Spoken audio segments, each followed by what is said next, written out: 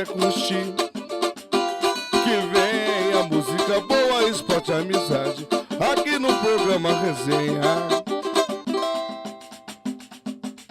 Olá você, seja bem-vindo mais uma vez ao programa Resenha. Seja bem-vindo aqui ao Mr. Beer Verbo Divino, no coração da Zona Sul de São Paulo, onde eu recebo hoje alguns amigos e super convidados também. Eu quero aqui brindar esse início de programa com um companheiro de gramados de futebol, que fez tanto sucesso pelos gramados do Brasil e afora, e também hoje trabalhando no mundo do futebol, que é o Bernardo, ex-volante, Seleção Brasileira, São Paulo. Aliás, um histórico enorme, né, Bernardo? Obrigado por ter vindo. Obrigado, Marcão. Marcão. Um brinde pela tua vinda aqui. Obrigado, eu que agradeço esse convite e depois de tantos anos, revê-lo hoje me dá, é motivo de grande satisfação. Ah, é pra mim mais. Aliás, você não mudou nada, hein, Bernardo? Negrão e japonês, né, são duas raças que não envelhecem, né? E eu mantive também o hábito de me exercitar, não jogo futebol, mas corro, nado, jogo tênis, então, graças a Deus, consigo me manter em uma boa condição. Ah, legal. E daqui a pouco a gente vai falar mais aí dessa história do Bernardo e do que está fazendo hoje. E eu tenho o prazer enorme de receber de novo aqui o músico, homem do rock, Ivan Sader. Tudo bem, Ivan? Pô, legal te reencontrar aqui de novo. Isso aí, vamos bater aquela bola? Casa Nova, conhecendo a Casa Nova. Legal. Legal demais. Então tá bom. Então a gente sai rapidinho pro intervalo, mas antes, sente aí o que o Ivan Sader vai mostrar hoje pra gente. Vivo em guerra com os meus sentidos, não controlo mais a solidão. Sem você eu sou meu inimigo, por favor, me estenda a mão.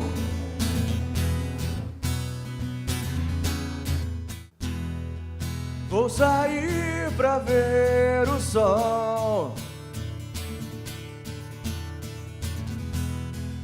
Vou mentir e dizer que eu não sou feliz. Vou sair pra ver o sol. Deixa a porta aberta se quiser voltar. E ele voltou, a porta tá aberta. Oi, Ivan, que legal te receber, repito, de novo, com essa tua boa música. E os shows, o que aconteceu nesse período aí que a gente não se viu? Pô, é uma honra estar aqui de novo. Tô rodando o Brasil inteiro aí, cara, correria direto, quase um nômade. Eu vi que alguns projetos com o Heriberto Leão tocando. Tô fazendo uma parceria com o Heriberto, com o Tico Santa Cruz, Badawi, o Digão do Raimundos, todos os amigos. A gente se junta e faz shows aí pelo Brasil inteiro, dando um intervalo na agenda de todo mundo. A gente está fazendo esse projeto muito legal de clássicos do rock aí, João. Você está viajando mais que time de futebol da primeira divisão, né? Quase lá. Bernardo, vamos falar aqui do futebol, né? Trazendo para o nosso mundo aqui. A tua história de vida, você também rodou bastante, né? Conheceu o mundo através dele, né? Graças a Deus, Marcão. O futebol me deu essa condição, esse privilégio, né? Saindo de uma classe social muito baixa. Eu nasci aqui, sou de Itaquera, e depois acabei indo com 7 anos para o interior de São Paulo, morar numa fazenda, né? Então, hoje, em alguns momentos da minha carreira, eu me vi em certos lugares que eu comecei a pensar como eu tinha chegado tão longe. Você chegou a fazer essa reflexão? Eu fiz essa reflexão várias vezes, jogando futebol, depois como agente. Me lembro muito bem de quando eu vendi o Silvinho para o Arsenal. Um dia marcamos uma reunião na casa do David Dean, que era o presidente do clube, e ele saiu para pegar alguma coisa. Eu fiquei sozinho na sala. Eu falei, caramba, olha onde eu estou. Estou em Londres, na casa do presidente de um dos 5 maiores clubes do mundo, né? Isso passa um filme na cabeça, né? Não, é muito interessante. Então, para mim é motivo de orgulho, né? Entendo que também aproveitei essas oportunidades que o futebol me deu, porque tem muita gente que tem as mesmas oportunidades e não aproveita, né? Então, eu entendo que aproveitei da melhor maneira possível. Essa história com o futebol começou em Franca? Começou em Franca, Começou em Franca. Na realidade, eu comecei no São Paulo. Eu saía da Zona Leste e vinha até o São Paulo treinar. Com que idade, Bernardo? Isso eu tinha 9 anos, porque eu fui com 7, depois voltei com 9, fiquei um ano aqui. E eu não me lembro porque o meu pai escolheu me levar para o São Paulo. E aí eu me lembro que eu descia aqui na Cidade Jardim, que o ônibus vinha só até ali, pô, eu subia até o Morumbi a pé, cara, não tinha casa. Não Uma tinha, pequena caminhada. Uma pequena caminhada eu já saía. E depois comecei, aí eu fui para Franca, eu morava na fazenda, mas eu vinha estudar numa cidade que se chama Itirapuã, que era 10 quilômetros da fazenda que eu morava. Eu vinha de táxi, porque nessa fazenda tinha escola, a fazenda era enorme, muito grande, que era do avô do Ricardo Almeida. Conheci o Ricardo de criança, né? E que ele ia nas férias, o Ricardo e o Rafael, que são os 2 irmãos. E o avô deles era dono da fazenda, então eu morava nessa fazenda. Até a 5ª série tinha escola, porque a fazenda era gigantesca, 150 famílias moravam lá. 150 famílias? Tinha posto de gasolina. Produção do que lá? Era café, era muito café e... Era só café, e gado tinha um pouco, mas era café, basicamente café naquela época. E aí eu ia para a cidade de táxi e terça e quinta eu ia jogar na Francana. E quando eu voltava da Francana, tipo 6, 7 horas da noite, eu tinha que voltar para casa a pé. Caramba, que distância, que tempo você Eram 10 quilômetros que eu tinha que fazer. Meu Deus. E aí eu fazia correndo, porque eu chegava, estava querendo escurecer e eu tinha medo, e aí... Aí a condição física de atleta começou a ser lá. A condição física começou assim, Marcão. E aí a Francana era um time... Depois passaram-se 4, 5 anos, meu pai puxava gado nessa fazenda. Depois ele foi para Franca transportar sapato. Que é o forte da região. É o forte da região. Aí comecei a jogar na Francana, já morando em Franca, continuei jogando na Francana. O time era um desastre. Nós perdemos o último campeonato que eu joguei pela Francana, que era o Sub-20. Eu jogava no Júnior, eu tinha 16 anos. E já treinava no profissional, já ficava no banco do profissional no Campeonato Paulista. Pô, e naquela época, com 16 Exato. anos, era difícil. Eu jogava nos dois. E aí o meu time tomou de 10 do Botafogo. Nós tomamos uns 100 gols, Marcão. Todos os traumas que tinha para passar, passou ali. E aí, por coisa de Deus, dos 2 jogos contra o Marília eu fui muito bem. E o Marília naquela época era uma referência em categorias de base, né? No interior era uma Exato. potência, né? E aí o treinador me convidou e eu, sem pestanejar, fui para o MAC, né?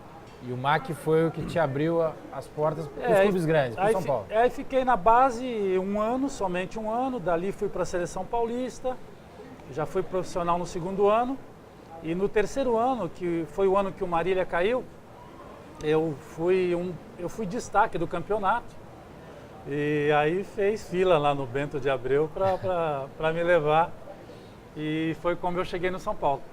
Pô, com quantos anos no São Paulo, Bernardo? São Paulo eu cheguei com 18. 18 para 19. Já em 85.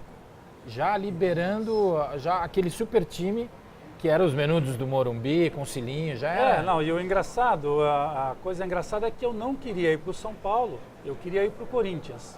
Ah, é? Exato, porque pô, eu via o São Paulo, eu tinha jogado contra o São Paulo. E o São Paulo tinha Márcio Araújo, Falcão. Falcão, na época do Falcão. Como é que eu vou jogar nesse time? Eu falei pro meu pai, pai, eu quero ir pro Corinthians.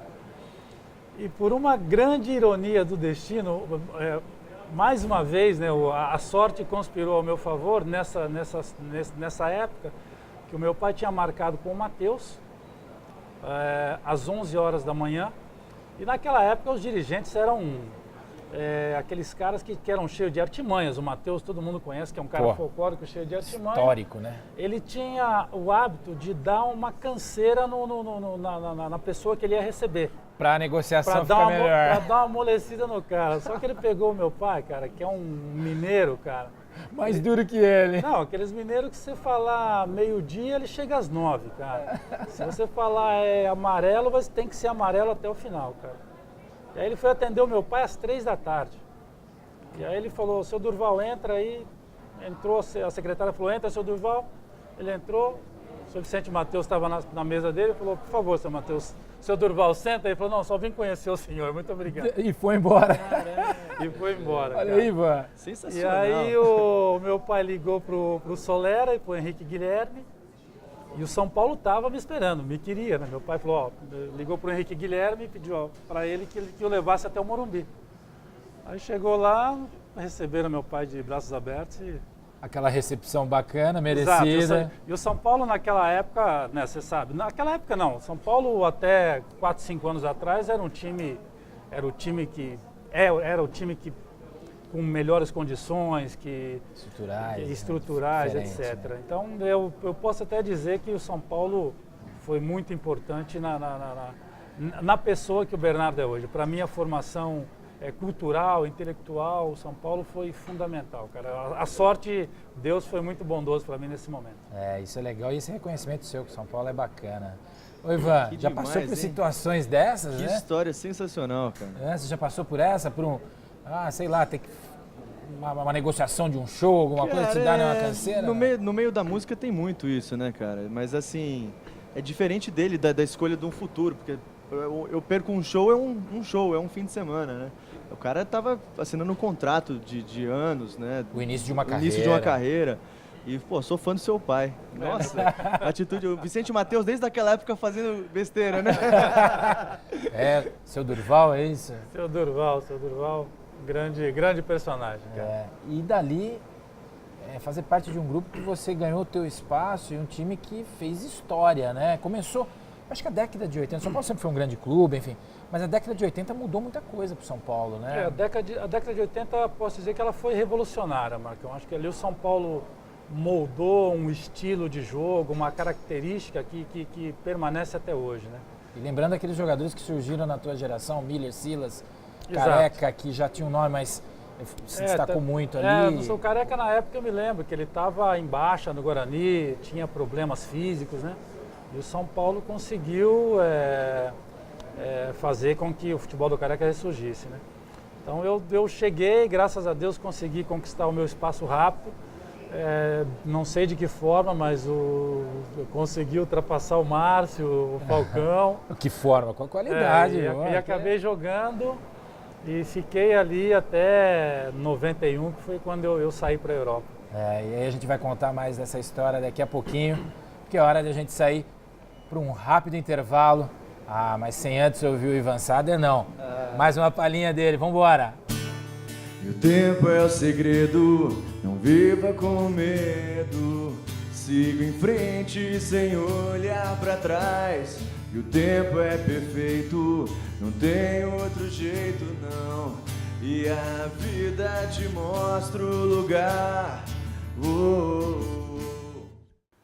Deixa eu te dizer, deixe-se levar,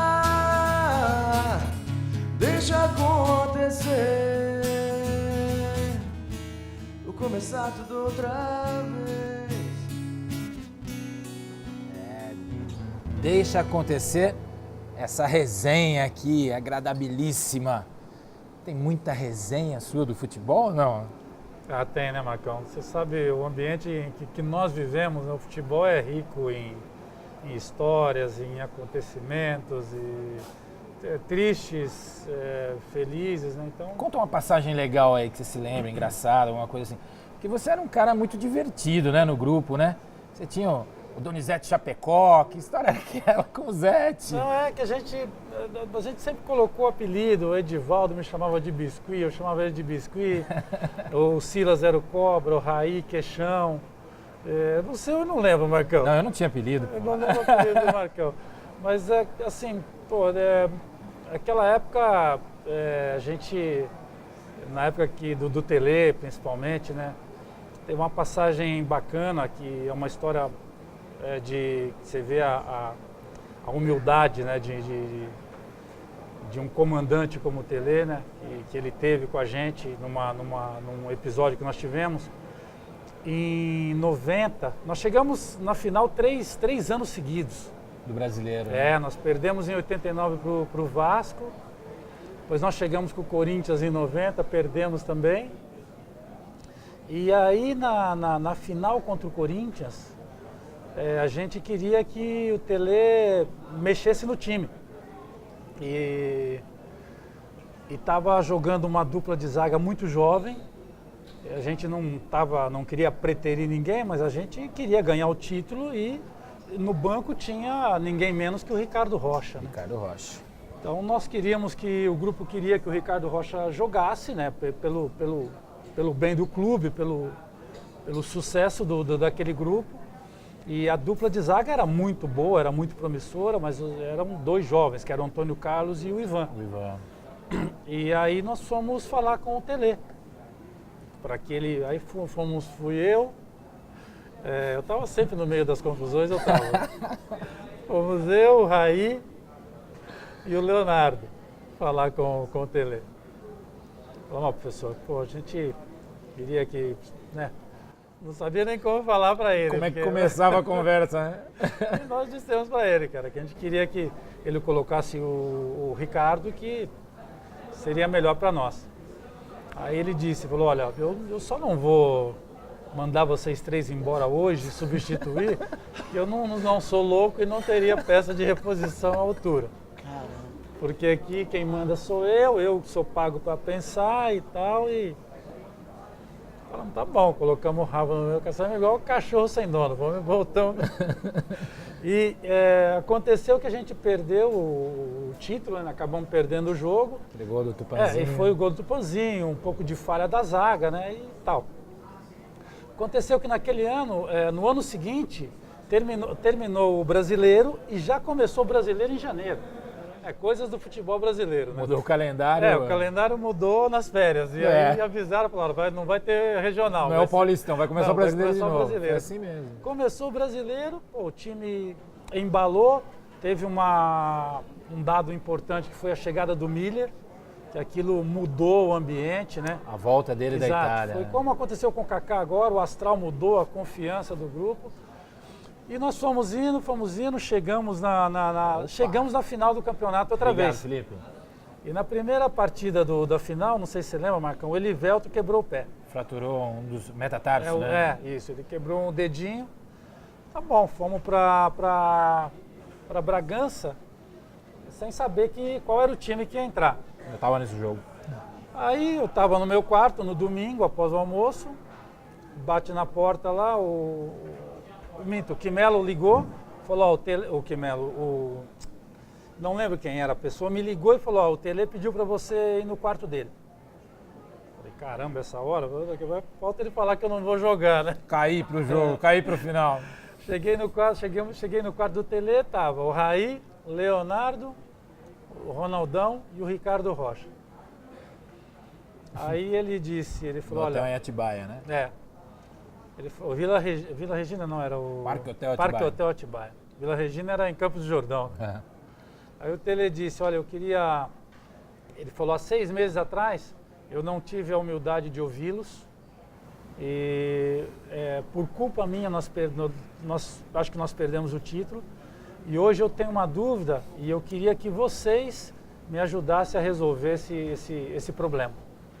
Então eu não sei se eu entro com o Flávio no meio campo ou se eu entro com o Zé Teodoro, né, que estava no banco, entro o Zé Teodoro na lateral direita, tiro o Cafu da lateral e jogo ele para a ponta esquerda. Quarto homem no meio. Exato. E aí nós preferimos que ele colocasse o Zé Teodoro pela experiência na lateral, né, era um cara experiente de chegada. E o resultado? E aí ganhamos, mas assim, não pelo resultado, mas pela humildade, pela atitude que o Tele teve, né, que foi muito bacana. Então, o Tele eu tenho algumas aí, 3, 4 passagens interessantes e essa foi uma delas. Marcante e para a história, né? Do clube. Legal isso, Pô, né? sensacional, cara. São histórias que a gente vem reavivar na memória também, é bacana. É muito louco. A gente, assim, a gente é fã de esporte, assisto futebol, e assim, ouvir essas histórias de perto, dos bastidores, assim, é sensacional. Com o Tele também, eu morava na concentração, quando ele chegou no São Paulo, Marcão, ele obrigou que eu voltasse a morar no CT. Ele fez isso com todo mundo morando lá. Eu não era um cara de zoeira, eu era um cara muito tranquilo, né?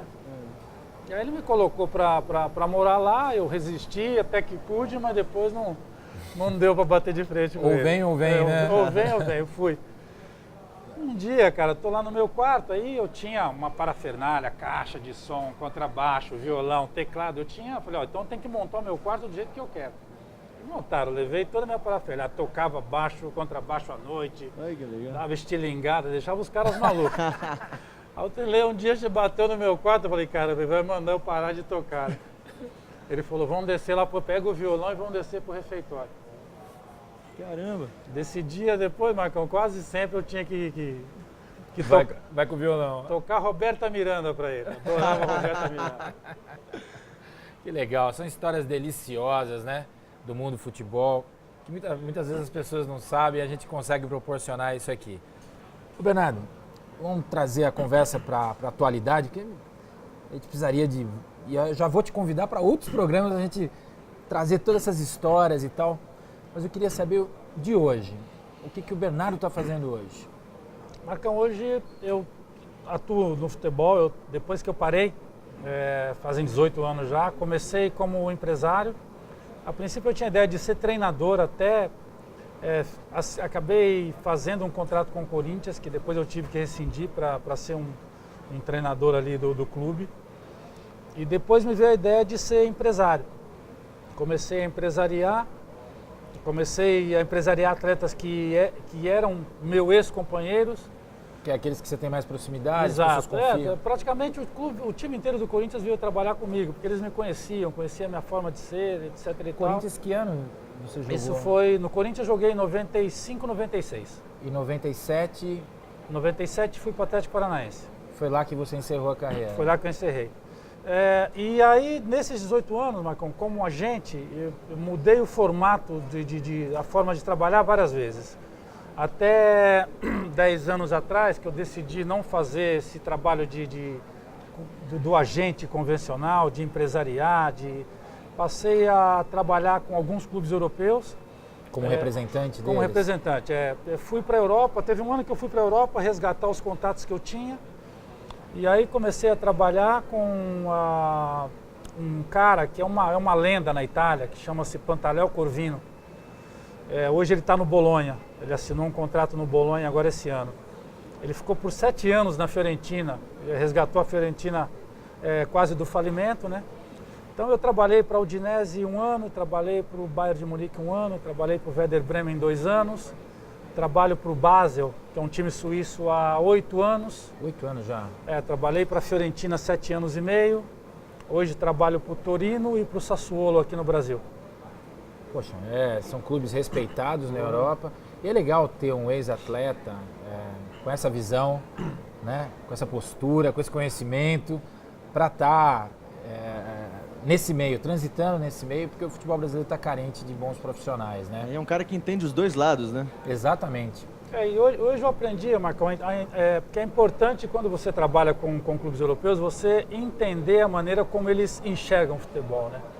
Então eu tenho tido a felicidade de, nesses 14 anos que eu tenho feito transferências internacionais, nenhum desses jogadores que eu levei voltou ou não teve sucesso na Europa, né? Então, graças a Deus, principalmente na Itália, eu tenho um nome muito respeitado, tenho muitos amigos, eu falo com todos os clubes, muitos dos clubes me consultam, mesmo aqueles para os quais eu não trabalho para eles, né? Então, isso para mim é um motivo de orgulho hoje. Legal, Bernardo. O tempo nosso é curto, é uma pena. A gente tinha... Já estou te fazendo um convite aqui antecipado para voltar a bater um papo e essas histórias a gente retomar, né? É que a gente tem o tempo curto mesmo. Quero te agradecer por ter vindo. Obrigado mesmo. Foi um prazerzão te rever e rever recontar essas histórias e conhecer outras, viu? Cara, obrigado mesmo. Quero te agradecer. Mais um brinde aqui nessa saída Marcão. de programa. Obrigado mesmo. Agradeço. Ivan, para fechar o programa, Vamos lá. contatos?